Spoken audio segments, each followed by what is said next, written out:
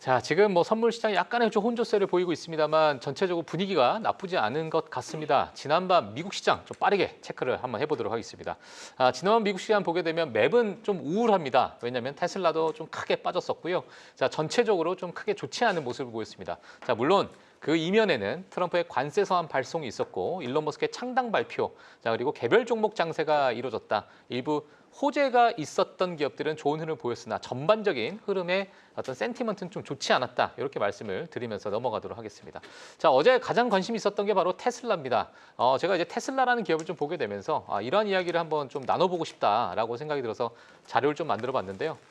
일단 시대의 흐름, 테슬라라는 제가 제목을 좀 적었습니다. 앞으로 테슬라에 대해서 어떻게 보고 계시는지 다들 다른 방향을 좀 보고 계실 수도 있겠지만 최근에 과거의 어떤 역사적인 흐름에 따라서 지금의 테슬라가 좀 직면해 있는 이런 상황이 어떠한가 우리가 좀 객관적으로 한번 지켜볼 필요가 있지 않나라고 생각이 듭니다.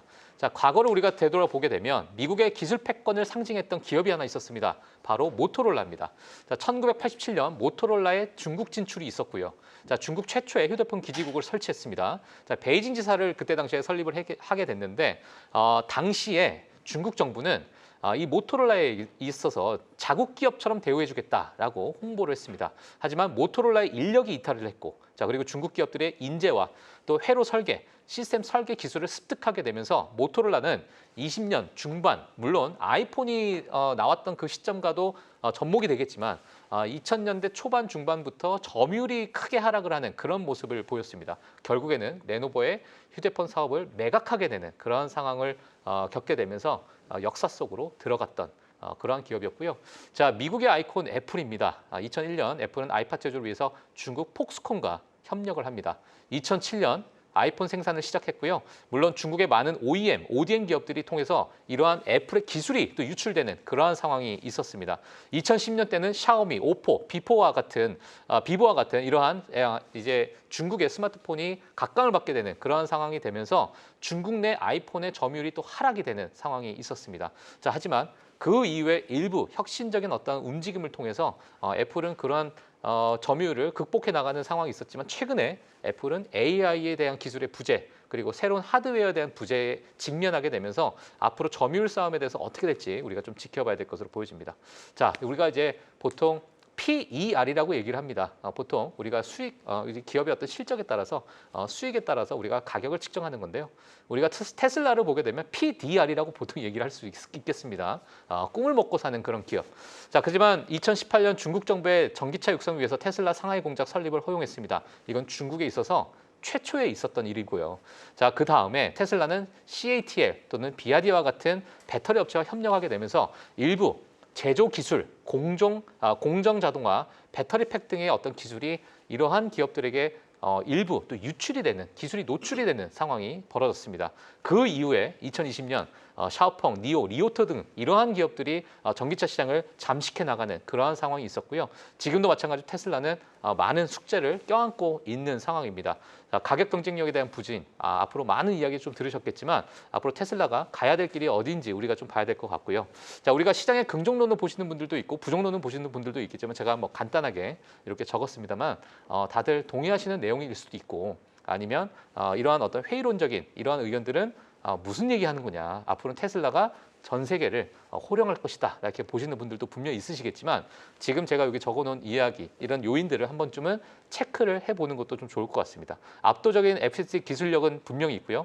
휴머노이드 시대에 도래하는 그러한 내용도 테슬라의 긍정론으로 보고 있지만 회의론적으로 봤을 때는 중국 기업들의 가격 경쟁력, 자 그리고 일론 머스크의 정치적 행보, 특히나 이 정치적 행보가 혹시나 장기화될 가능성이 있지 않을까라는 그러한 우려도 분명히 있다라고 보시면 될 것 같습니다. 여기에 당연히 오너 리스크라는 것도 분명히 있기 때문에 지금 테슬라를 바라보시는 분들, 이 주가의 향방을 봤을 때 월봉상으로 봤을 때 정말 상승할 수 있는 상승 여력이 있을 것인가 또는 일부 조정을 줄 것인가 약간의 양갈래 길에 우리가 서 있다라고 좀 봐야 되지 않을까 싶습니다. 자, 그래서 시장에서는 일부 기술을 계속 혁신적인 그러한 기술력을 바라보고 싶어하는 그런 투자들이 분명히 있기 때문에요. 앞으로 테슬라에 관련해서 좀 세부적인 어떤 뉴스가 있으면 저희가 전달을 해드리도록 하겠습니다. 자, 오늘은 뭐 테슬라에 관련된 이야기는 아닐 것 같습니다. 전반적인 지금 관세 우리가 어떻게 봐야 될지 오늘 숙제를 우리가 봐야 될 텐데요. 관세 사안 보낸 트럼프 현재 상황에 대해서 우리가 분석을 한번 해보도록 하겠고요. 자, 그리고 트럼프의 감세한 법안 가결에 따른 여파, 우리가 어떤 방향성을 좀 지켜봐야 되는지. 자, 그리고 좀 있으면 다음 주부터 또 다가오는 하반기 기업 실적에 대한 전망. 자, 마지막으로 지금 현재 가장 매력적인 ETF가 있습니다. 자, 어떤 ETF인지 제가 자세하게 이 부분을 좀 이야기 나눠보도록 하겠습니다. 자, 오늘 너무나도 좀 의지하고 싶으신 이분을 또 모셨습니다. 자, 레그넘 투자자문의 이충강 대표 모시고 같이 이야기 나눠보도록 하겠습니다. 안녕하세요, 대표님. 안녕하세요. 예. 정말 가장 어려운 시점에 이렇게 늘 와주셔서 저는 뭐 개인적으로 한번 의지 또 한번 해보도록 하겠습니다. 오늘. 감사하죠. 예. 네. 자, 일단 뭐 첫 번째 숙제가 관세 상황을 이제 보냈습니다. 지금 뭐 현재 상황 한번 좀 분석 좀 부탁드리겠습니다. 지금 자료에 보여드린 대로 예. 일본하고는 뭐 일본에다 30 또는 35% 관세 부과할 수 있다. 약간 협박성. 예. 뭐 인도 딜 맺을 가능성이 되게 높다. 그리고 캐나다 7월 22일 날 협정 시한인데 이제 제가 볼 때는 예. 캐나다도 무리 없이 협정할 겁니다. 벌써 2주 됐죠. 맞아요. 그 디지털세 없애라, 못 없애겠다. 그래 협상 중단, 알아서 없앨게. 뭐 이런 식의. 예. 그리고 중국 8월 12일 날이 이제 3차 협상 예정돼 있습니다. 예정일이죠? 저는 이제부터는 중국과는 뭔가 하나씩 진척이 될 것 같아요. 중국가요? 네, 제가 늘 왜 그렇게 보세요? 말씀드리지만 예. 중국 내부 정치 상황이라든가 뭐 시진핑의 늘 제가 조심스럽게 말씀드렸잖아요. 예. 그의 정치적인 위상 상황이 굉장히 힘든 상황이고 어. 내후 외환까지 겪으려고 할까 중국에서 예. 뭔가 돌파구를 찾을 거라는 생각을 하고 있고 그걸 알기 때문에 트럼프 정부가 지금 굉장히 냉정하고 가차 없이 아주 하시하게 지금 접근한다고 생각하고 있고요. 혹시 뭐 사실 우리나라도 마찬가지로 정치적인 어떤 내용이 좀 있었잖아요. 네. 근데 그러한 것들 때문에 결정권자에 대해서 약간의 어떤 부재 상황, 뭐 그런 부분 때문에 어떤 여러 가지 협상이 좀 지연됐었는데. 뭐 그런 것도 좀 있었겠지만 예. 그들의 내부 문제가 더 시급했겠죠 지금. 그렇기 때문에 협상 테이블로 본격적으로 다가오지 못했을 거고. 근데 뭐 팀장님 잘 아시겠지만 민주 국가 대비 공산 국가가 그나마 유리한 거 하나 있습니다. 결정권자. 주석이 아니더라도 공산당이 같이 움직이는 거거든요. 그렇게 간단하게 이해하면 될 것 같고. 알겠습니다. 베트남 뭐 20% 관세 받아들였죠. 네. 근데 미국에서는 또 자기네 상품 제로로 받아들이겠다. 왜냐? 작년 말에 보니까 제가 정확한 수치는 제가 기억이 안 납니다. 1,300억 달러 정도를 미국에 수출을 했고 1,300억 달러. 네, 수입은 반대로 10분의 1도 안 되는 대미 상품을 수입을 했어요. 맞아요. 그러니까 누가 더 의존도가 크냐는 얘기죠. 이거 정치 문제입니다. 어느 나라나 똑같고요. 캐나다도 마찬가지예요. 베트남 마찬가지. 그 이제 7월 4일 날인가 하루에 10개씩 관세 뭐 서한 통보하겠다. 대신 주말이죠. 그 역시 이제 스카페센트의 말이 굉장히 중요하다고 보는 게 스카페센트가 딱 나와서 8월 1일 날까지 딜레이 해주겠다 일단. 그러니까 굉장히 혼재돼 있는 건데 큰 거 먼저요. 갑자기 지금 지난주 후반에 트럼프 정부에서 갑자기 막 이 서한 얘기 나오고 막 다 보내버리겠다. 뭔가 좀 최근 또는 서두르는 느낌이 들지 않으세요? 맞아요. 저는 그래서 빠르면 3분기 내라고 말씀드렸었고 늦어도 올해 안에 이 관세 문제를 다 마무리할 거라고 보고 있습니다. 트럼프 정부에서 마무리해야 되는 이 부분은 정치적인 어떤 입지 내년에 이제 중간 선거도 있을 것이고 있고. 그리고 이제 이 관세 때문에 올해 굉장히 뭐 V자 반등이 굉장히 암흑속이었고 변동성이 굉장히 높았었잖아요. 맞아요. 이제 집권 2년부터는 경제 성장에 대한 어떤 이런 것들을 보여줘야 돼요. 그리고 내년 11월 3일 날 중간 선거 때 군부를 지피려고 하지 않겠어요. 그래야 되는 것이고. 그래서 올해 연말까지 그러니까 그런 일환으로 지금 뭔가 각 국가별로 지금 몇 개 국가 빼고는 지금 지지부진하네 안 오네. 그래 그럼 일단 보내. 빨리빨리 진행해. 저는 이런 일환이 아닐까 싶어요. 그래서 크게 보면 저는 긍정적으로 해석하고 있습니다. 오늘 사실 뭐 국내 시장만 좀 보더라도 코스피가 좋은 흐름을 좀 보였어요. 그냥 그렇다는 얘기는 여전히 지금 25%의 관세 이 부분 어느 정도 뭐 많은 국가들이 또 수용할 수 있을 만한 범위다라고 오늘 시장에서 판단을 하고 있는 건지가 좀 궁금한데. 오늘 안 그래도 이제 저희 회사 내부적으로 거기에 대해서 디베이트를 좀 많이 했는데 25% 높은 수준이죠. 높죠. 미국과 한국은 FTA 때문에 사실 관세가 거의 없었을 거란 말이에요. 그럼 25% 굉장히 높은 수준인데 오늘 오른 거는 그나마 8월 1일로 딜레이 해줬잖아요. 그래서 협상 가능한 어떤 기간이 있다라고 기한을 줬지 않습니까? 그러니까 트럼프의 저는 그래서 이렇게 저렇게 해석을 하고 결론을 25%라 또는 뭐 30%고 뭐건 하여튼 막 때리는 척 하지만 그래 한 달 동안 가져와 빨리 끝내야지 이런 속내 심산일 거라는 생각을 하고 있습니다. 예. 그때도 말씀드린 재수없게 들릴지 모르겠는데 예. 제가 대충 이렇게 예상하면 맞아요. 아 그래요? 저는 그렇게 생각하고 있습니다. 약간 조금 뭐 그럴 수도 있을 것 같습니다. 그냥 썰로 이해해 알겠습니다. 뭐 재수없다는 표현은 제가 안 했고요.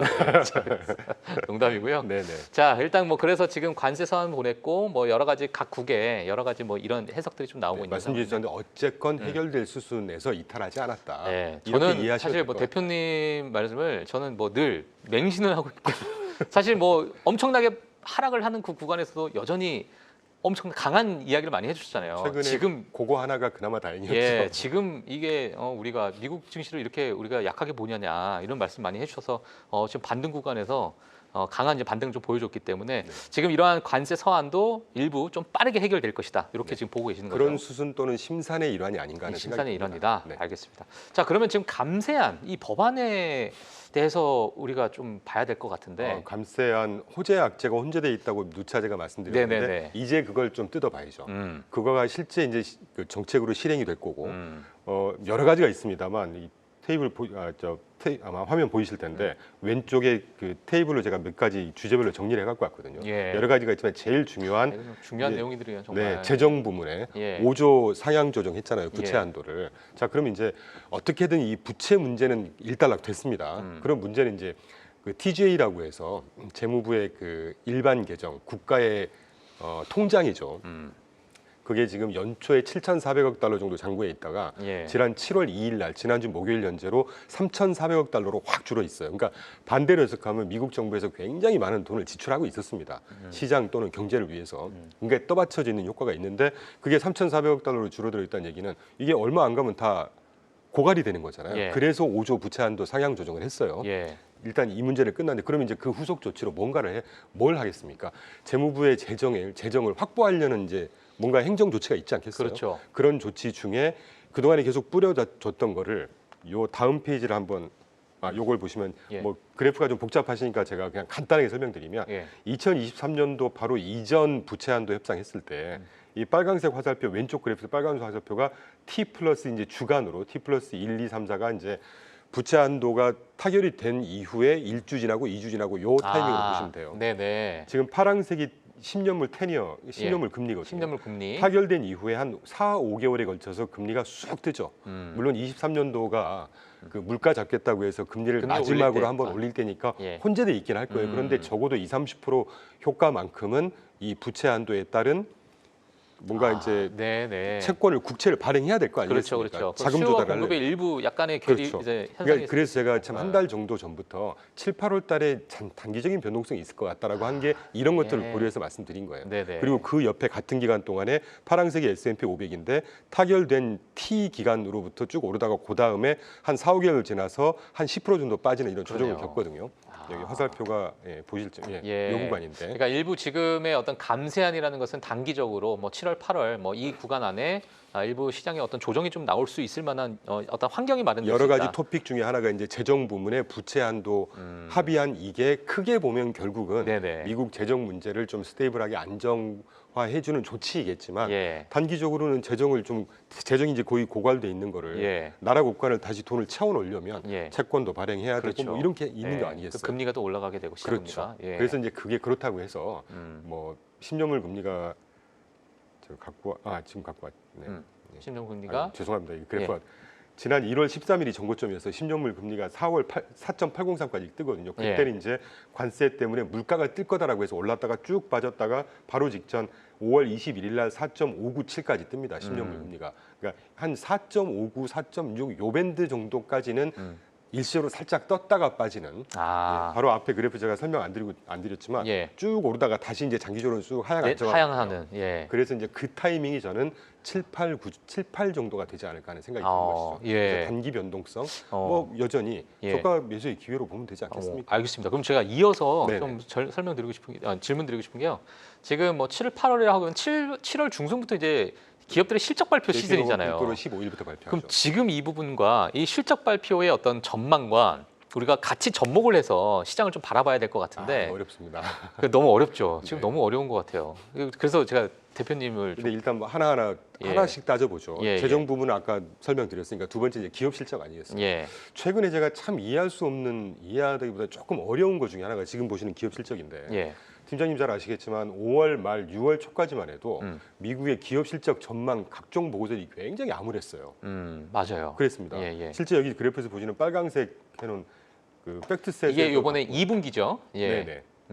화살표가 하여튼 예. 지금 2분기 EPS 성장 전망치가 예상이 직전 분기 7%에서 4%까지 쑥 떨어지잖아요. 예, 예. 요거에 대한 보고서들이 우리가 이제까지 계속 봤었어요. 음. 그런데 6월 초 딱 지나면서 6월 중순이 지나면서 다음 분기 또는 2, 4분기 때부터 3, 4분기, 4, 4분기 EPS 성장 전망치가 굉장히 또 탄력적으로 상향 조정되고 예. 있습니다. 지금 7% 그다음에 4분기가 6%로 나왔지만 실제로 정확한 건 7.6% 각각 6.4%거든요. 이 정도면 예년 평균 수준에 거의 근접하고 있어요. 아. 그러니까 그런 것들이 아무래도 이제 2분기라고 하면 예. 4월 2일 날 그 판때기 갖고 나와서 관세 그때부터 분목 관세, 철관 관세 해갖고 막 때릴 때였잖아요. 예, 그러니까 예. 4, 5, 6월 달이 2분기니까 관세를 딱 때려 맞는 시기지 않습니까? 예. 그러면 그게 이제 2, 4분기 그때 말씀드린 영향을 줄 수 있고. 네, 예. 그거를 예상했던 것 같아요. 미국 전문가들도.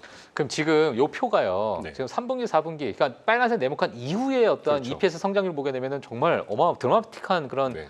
상승을 보여주는데 대표님 보시기에는 저 뒤에 있는, 그러니까 앞으로의 어떤 미래를 봤을 때 저게 금리 인하와 연결이 돼서 저런 어떤 전망치를 내놨다고 보세요? 뭐 제가 알기로는 예. 저 팩트셋은 기업들이 발표하는 전망치. 네. 기업들이라고 하는 게 이제 기업 단에서는 뭐 금리 이런 것들 다 전망을 하겠지만 기본적으로 하드 데이터를 갖고 전망을 하겠죠. 예. 그들이 계속 장사를 하고 미리 수주를 받고 하는 것들이 뭐 향후 1년, 2년, 3년짜리 수주도 다 받는 그런 게 로데이터가 있을 거 아닙니까? 기업들이. 예. 그런 것들을 반영하는 거고 굉장히 좋은 질문이신데 그래서 7, 8월 달에 주가가 저는 금리발 어떤 텐트럼, 소폭 텐트럼에도 불구하고 아까 제가 분명히 저가 매수 기회라고 분명히 단정을 지은 이유가 주식이라고 하는 게 과거를 보고 주가가 가나요? 미래를 보고 가죠. 그럼 저 지금 보시면 2, 4분기, 3, 4분기 특히 내년 들어서부터 기업 실적들이 굉장히 높은 상승률을 보이잖아요. 예상치가.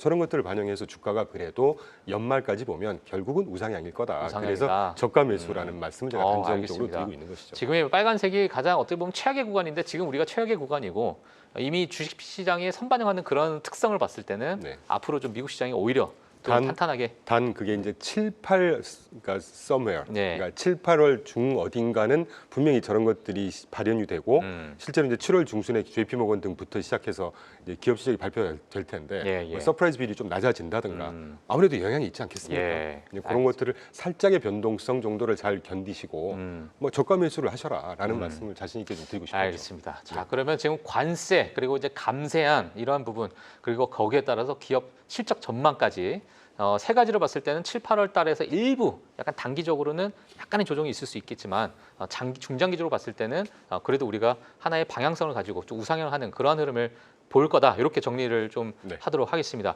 자, 오늘 또 가지고 나오신 여러 가지 또 이야기들 중에 지금 현 시점에서 가장 매력적인 ETF가 있다. 이렇게 또 말씀을 해주셨는데 물론, 어떤 ETF를 우리가 봐야 될까요? 물론 저희가 이제 4개 포트폴리오를 운영을 하고 있고 거기에 각각 ETF들을 한 5개에서 10개씩 담고 있기 때문에 그 중에 가장 최고는 아닙니다, 사실은. 그런데 최고는 다음 주에. 그럴까요? 그럼 저희 포트를 너무 공유할 그래요? 팀장님 말씀이시니까 제가 따라해서 하여튼 지금 국면에서 아까 제가 이제 7, 8월 달에 뭔가 그 금리 텐트럼에 의한 단기 변동성을 말씀드렸잖아요. 그럼 그 즈음에서 눈여겨 보실 만한 걸 제가 나름의 고민해서 갖고 온 건데 일단 리츠 섹터라는 걸 먼저 좀 말씀을 드리고요. 리츠. 근데 이제 제가 세미나를 하거나 강연 같은 걸 가끔 합니다. 그때 이제 이런 리츠를 말씀드리면 어떤 이제 지긋하신 고객님들께서는 아니 무슨 우리나라 그 뭐 태형건설 때문에 지금 난리 난 지가 1년도 안 지나고 있는데 무슨 부동산 얘기를 하고 앉아 있냐. 단언컨대 제가 그때 어떤 말씀을 드리냐면 우리나라 부동산을 보는 시각 앵글을 그대로 미국 갖다 보시면 안 돼요. 시장 사이즈 자체가 틀리고 뭐 영화에서 뭐 같은 사장이니까 사장 하니까 같은 사장인 줄 사이즈 자체가 틀리고 2, 3년 전에 고금리였을 때 이런 얘기 한참 있었죠. 뭐 뉴욕에 있는 무슨 뭐 그 부동산 공실률이 30%고 뭐 막 난리가 났었고 상업용 부동산이 부도가 나고 있고 난리가 났었다고. 그때 당시조차도 보고서 같은 걸 인용해서 말씀드리면 그때 당시에 고금리 때문에 문제가 됐던 부동산이 모두 디폴트가 100% 나도 미국 GDP의 3%가 안 됩니다.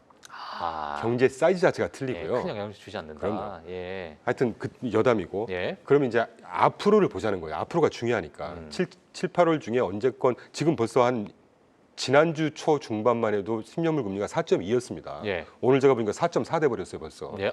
지금 4.4요? 지금 예. 프리장에서 한 2bp 정도 오르긴 하지만 예, 하여튼 예. 4.4 돼 버렸단 말이죠.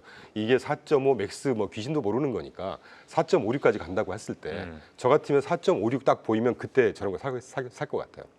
10년물 쭉 떴다가 분명히 하락할 거란 말이에요. 예. 우리가 또 오히려 항상 매력적인 구간이다. 예. 우리가 항상 지금 망각하고 있는 굉장히 특단의 큰 조치 중에 하나 뭐가 남았습니까? 지금 7월이든 9월이든 간에 페드 컷이 남았죠. 그렇죠. 그렇게 되면 10년물 금리도 따라 내려갈 거고 물론 단기가 먼저 따라 내려갈 건 다음에 예. 또 따라 내려갈 거고 여담이긴 하지만 제가 미치 얘기하다가 다른 얘기 자꾸 하는데 예. SLR 기억나세요? 보안적 예. 그거 통과됐습니다 지난주에. 그럼 이제 은행들에서 미국 국채를 어마어마하게 매집을 하기 시작할 거예요. 예. 그러면 10년물 또는 장기물 금리에 하락 압력이 더 작용을 하겠죠. 안정화될 공산이 훨씬 크다라고 저는 예. 그렇기 때문에 정책금리 아까 페드컷 말씀드렸고 시장금리 SLR 등으로 말씀드렸기 때문에 시장금리나 정책금리가 올라갈 가능성보다는 내려갈 하락할 가능성이 저는 압도적으로 크다고 봐요. 그러면 이 위치가 첫 번째 포인트 중에 하나는 과거 30년 백테스팅을 저희가 해보니까 뭐 체리피킹한 게 아닙니다. 실제 백테스팅을 해보니까 뭐 그래프에 다 나와 있습니다. 말로 요약드리죠. 금리가 인하되는 국면에서 경기 침체가 없는 조건에서 금리가 인하되는 국면에 그 가운데쯤에 바 차트가 그걸 설명하는 것인데 네. 주식보다 성과가 더 좋아요. 리츠가. 리츠가요? 네네. 금리 인하 시점에? 네, 금리 인하 시점에 경기 침체가 아니라고 한다면 예. 금리 인하 시점에 실제로 과거 30년 동안 그랬습니다. 그러니까 주식보다 성과가 더 좋다는 말씀을 드리고 데이터 센터 리츠 같은 경우는 데이터 센터가 AI의 핵심이잖아요. 그렇죠. 지금 뭐 하나하나 제가 설명 안 드리겠지만 저 보시면 7.10이라는 숫자 보이세요? 7.10. 예, 지금 네 번째 줄에. 네네. 자, 2024년도 1사분기라고 제가 오타인데 저게 예. 작년 말 기준으로 봐도 캡레이시 7%를 구가하고 있어요. 캡레이시라고 하면 자본 환원율이라는 겁니다. 예. NOI 순 영업 이익률을 부동산 가격으로 나눈 거거든요. 그러니까 우리가 대출 땡겨가지고 국내 빌딩 샀을 때 임대료가 얼마 나오니 몇 프로니 우리나라 보통 2, 3%밖에 안 해요 지금. 예. 7%나 된다는 거예요. 그러니까 이런 것들을 전문 매니저들이 알아서 다 엄선을 해서 리츠를 운영하고 있습니다. 예. 7%면 이게 저게 이제 저 데이터 센터 리츠는 1년 배당이 한 2% 정도밖에 안 되거든요. 7% 기본 깔고 9% 깔고 간다는 얘기예요. 그리고 금리 인하하면 금리 인하 시점에서는 주식시장보다 훨씬 더 좋습니다. 수 있는 가능성이 크다. 그리고 또 하나 옆에 모기지 리츠를 제가 또 갖고 왔는데 예. 참고로 그 데이터 센터 리츠 제목 옆에 DTCR은 티커입니다. 이게 DTCR이라고 데이터 센터 리츠 옆에 이게 티커고 네, ETF 모기지 티커고. 리츠는 저 몰트. MORT가 티커고. 네네.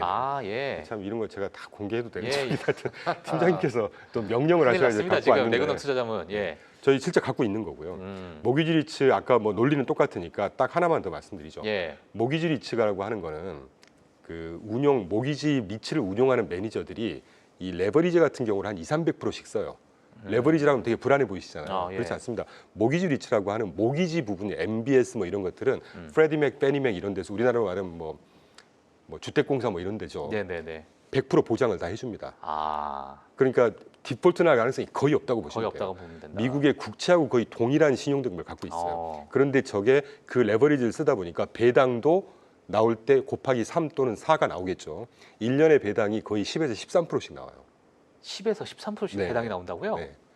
그러니까 저희는 이제 저런 아이들을 갖고 플레이를 하는데 고배당이라고 할 때는 뭐 슈드 뭐 이런 거 한 적을 때 4% 많을 때는 7~8%인데 예. 저희는 그런 거 고배당이라고 치지 않고요. 예. 저 뭐 진짜 적은 게 8%, 많을 때 한 10에서 15%까지도 나오는 ETF들을. 그러니까 예. 저런 거 보시고 그 다음에 이제 연초 이후에 제가 수익률을 쭉 비교를 해봤어요. 빨강색이 S&P 500이고 예. 군청색이 아까 몰트 몰트.